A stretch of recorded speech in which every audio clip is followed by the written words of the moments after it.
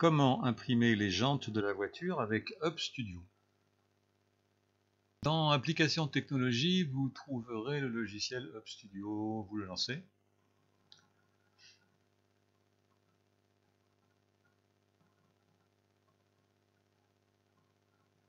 Voilà, l'ouverture peut être un peu longue, soyez patient.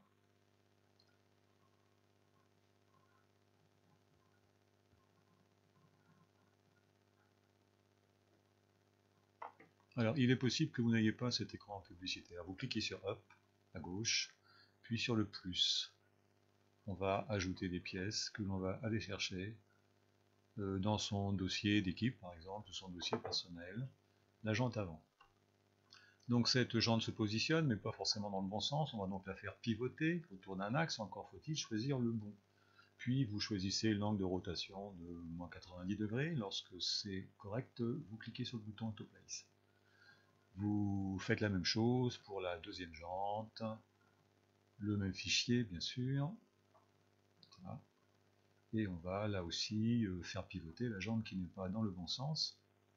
Avec le bouton de rotation, on choisit le bon axe, attention, l'angle de 90 degrés. Si ce n'est pas correct, il faut le faire plusieurs fois, de façon à ce que la partie la plus creuse de la jante se trouve sur le dessus et non pas sur le dessous.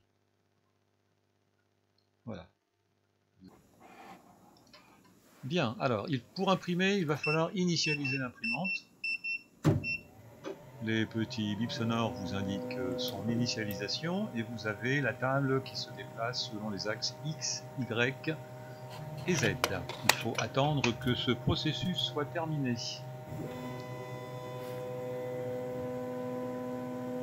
Vous pouvez contrôler ce déplacement. Lorsque c'est terminé, vous avez un nouveau bip qui vous l'indique, puis vous cliquez sur le bouton Print, vous vérifiez les réglages pour l'impression, puis vous cliquez sur le bouton Print. Alors il y a un calcul plus ou moins long qui va s'effectuer en fonction de la complexité de vos jantes. Là aussi il faut faire preuve de patience. Le logiciel calcule chacune des couches qu'il va devoir poser. Le message d'erreur, vous cliquez sur oui. En fait il n'y a pas de problème de matière. Et puis alors c'est pas très bien filmé, mais en haut de l'écran, voilà, ça va venir.